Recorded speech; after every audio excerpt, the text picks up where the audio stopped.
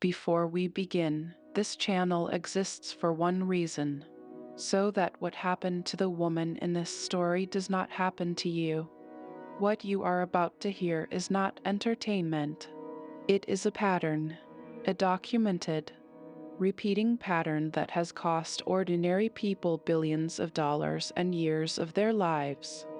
Watch it the way you would watch a warning, because that is exactly what it is. She was looking at a photograph of a man she had never met.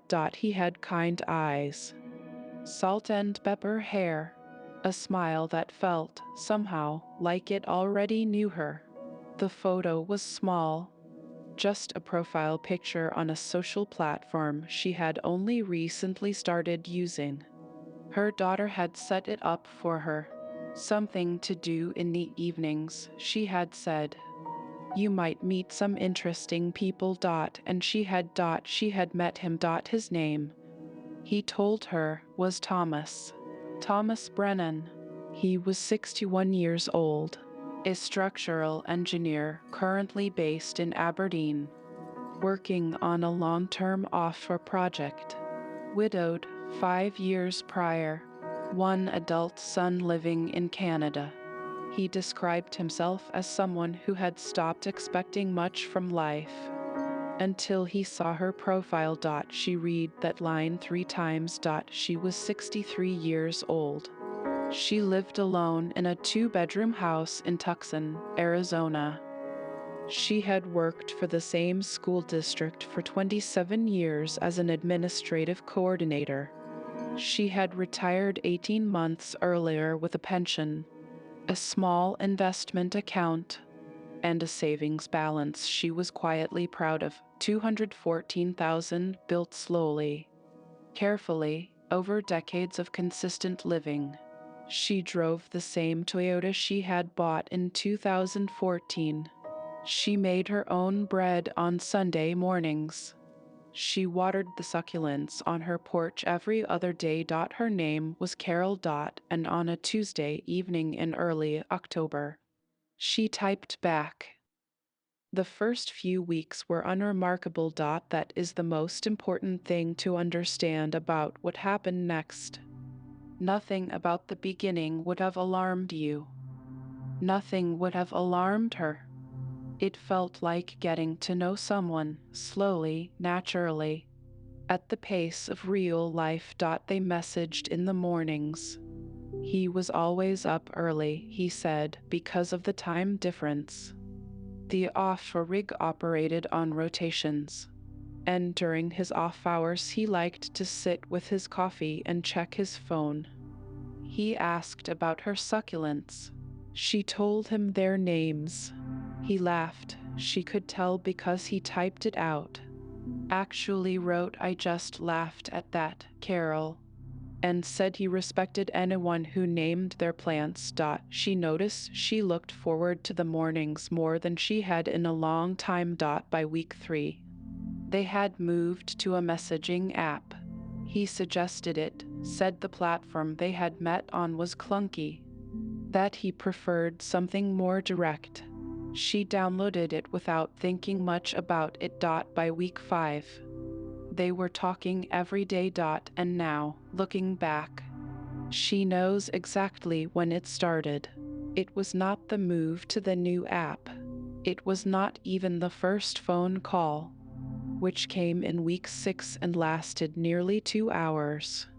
It was a single sentence he wrote on a Thursday afternoon in November, when she had mentioned, offhandedly, that she was eating dinner alone and the house was very quiet. He wrote, I don't like thinking about you being quiet. She read it, and she felt something she had not felt in years. She did not tell anyone. His calls came in the early evenings, Arizona time. He had a calm, unhurried voice, slightly formal in his phrasing. She mentioned this once, and he laughed and said it was because he had spent so many years on job sites with international crews. You picked up a kind of careful English. She found that detail plausible. She found all his details plausible. They were specific in the way that true things tend to be specific. He had been married for 22 years. His wife had died of pancreatic cancer. He described the last months with a quietness that she recognized. She had lost her own mother the same way, a slow diminishment in a hospital bed, and that shared understanding of grief became the deepest thing between them. He said, "I think about you more than I should." She did not write that down, but she remembered it. Over the months of November, December, and January, they built what felt to her like an entire life together. Not a fantasy, that is important to say. It was not dramatic or obsessive. It was gentle. It was the texture of daily life shared across a distance. He knew what she made for dinner. She knew when his rotation shifts changed. He asked about her sister in Albuquerque. She asked about his son in Vancouver. They talked about what it would be like when his contract ended in the spring, when he could finally come to Tucson, when they could sit on her porch and she could make him her bread. She had started baking on Saturdays too. She did not notice this. He mentioned the investment in late January. Not as a request. That is not how it worked. He mentioned it the way you might mention something interesting that happened at work. A detail, not a pitch. One of his colleagues, he said, had put a portion of his savings into a cryptocurrency trading platform, and in 3 months had seen a return of nearly 40%. He was skeptical himself, he said. He was an engineer. He didn't trust things he didn't fully understand. But the colleague had shown him the interface, and it looked legitimate. Carol asked a few questions. He answered them thoughtfully. He said he wasn't recommending it, just sharing. He changed the subject back to her sister. She thought about it for 2 days. Then she brought it up again. Herself. He seemed surprised. He said he didn't want her to feel any pressure. She said she didn't. She said she was just curious. He said he would send her the link to the platform and she could have a look for herself. She looked. The platform was clean. It had a professional interface, live price feeds, what appeared to be a dashboard showing active trades. There was customer support chat that responded within minutes. There were testimonials. She sent $3,000 from her investment account. She told herself it was an experiment. Here is what she told herself. She told herself that $3,000 was not a significant portion of her savings. She told herself that she was not making this decision because of Thomas, that she had looked at the platform independently and it seemed legitimate. She told herself that she was 63 years old and had managed her own finances for decades and was perfectly capable of evaluating risk. These were all things she believed. Within 10 days, her dashboard showed a return of $1,400. The money appeared to be there. She could see it on the screen. Thomas called that evening, cheerful. He had checked his own account. He had put in a small amount himself. He said, just to test it alongside her. He was happy for her. He said the right thing to do was to let it sit, not to touch it. To let the algorithm continue working. She agreed. She did not withdraw anything. In February, Thomas had a problem. He described it carefully. There had been a customs issue with some specialized equipment that needed to reach the rig. The project manager had advanced personal funds to release the shipment and was now expecting reimbursement before the end of the month. Before the company's next payment cycle, Thomas was the senior engineer on the project. He felt responsible. He had already put in what he could. He needed. He said, About 8,000. Just temporarily. 2 weeks at most. He would return it as soon as the company processed reimbursement. He hated to ask. He had never asked anyone for money in his life. He just didn't know who else to call. She wired 8,000. She told herself it was a loan. She told herself she knew him. She told herself this was what you did for someone you cared about. The 8,000 was not returned in 2 weeks. He explained. There had been a delay in the reimbursement cycle. The project had been extended. He was sorry, he was mortified. He would have it back to her by the end of March. End of March came. He needed more time. And then, at the beginning of April, he called with something in his voice she had not heard before. There was an opportunity.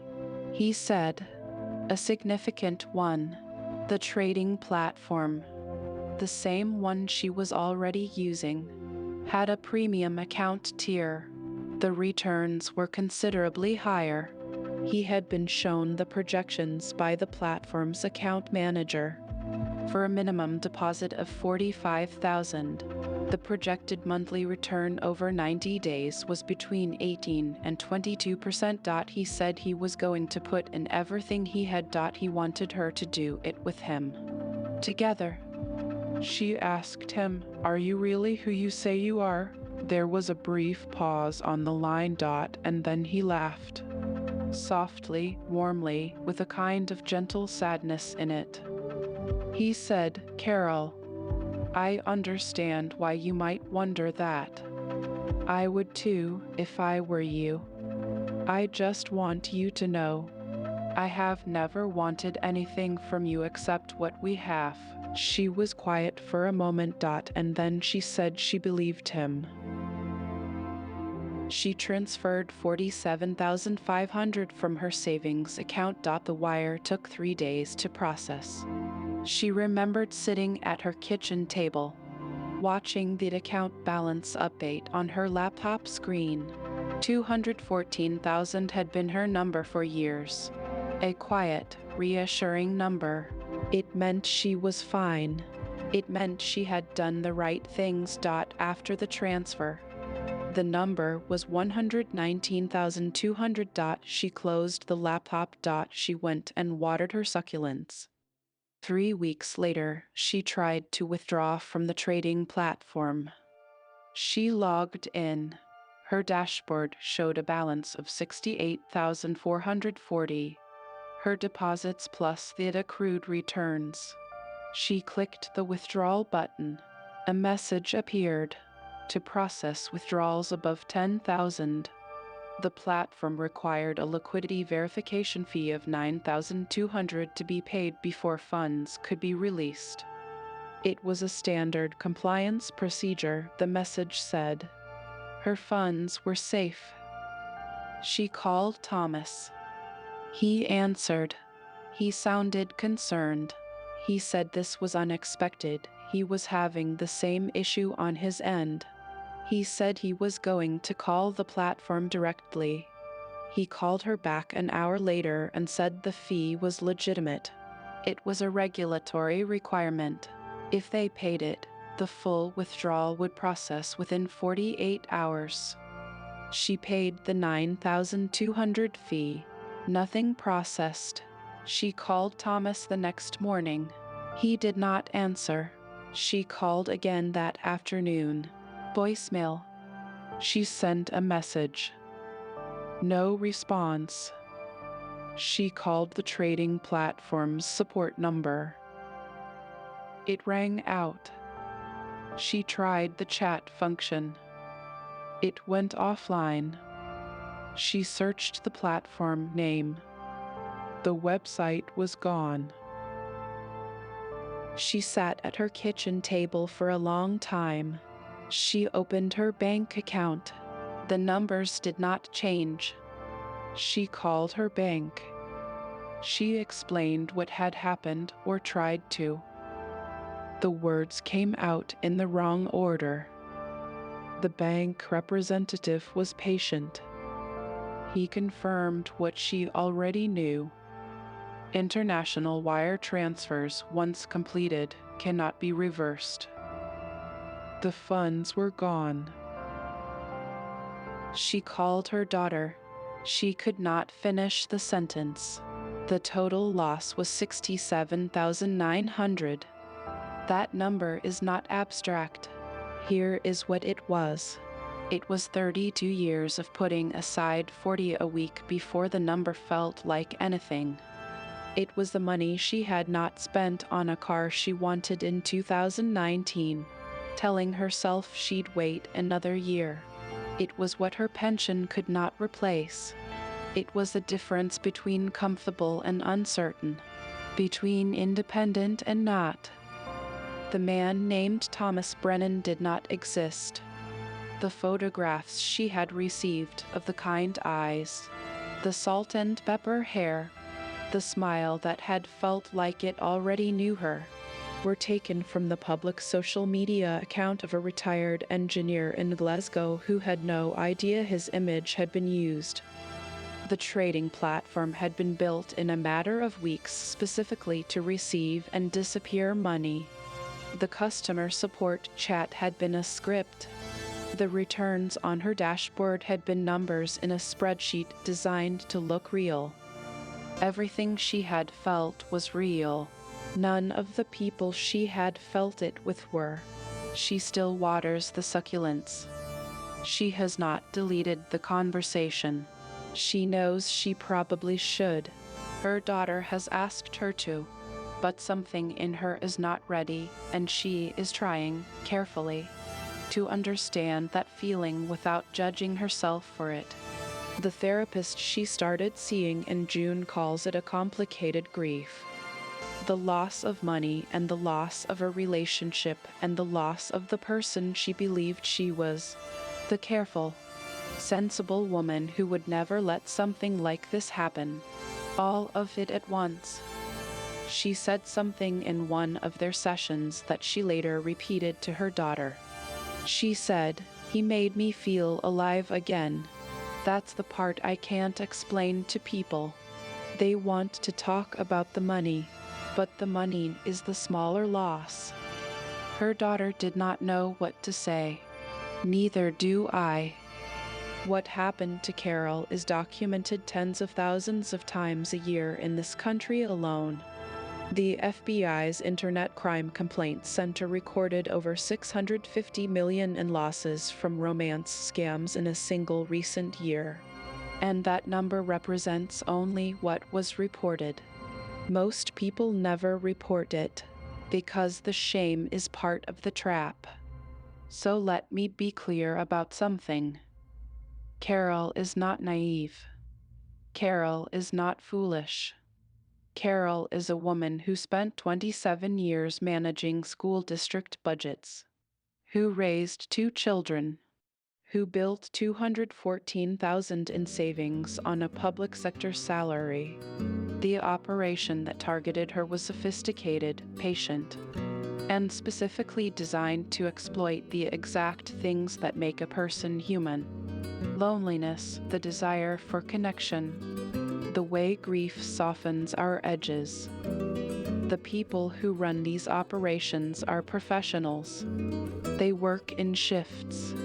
They have scripts. They have emotional timelines for exactly how many weeks it should take before the first money request feels reasonable.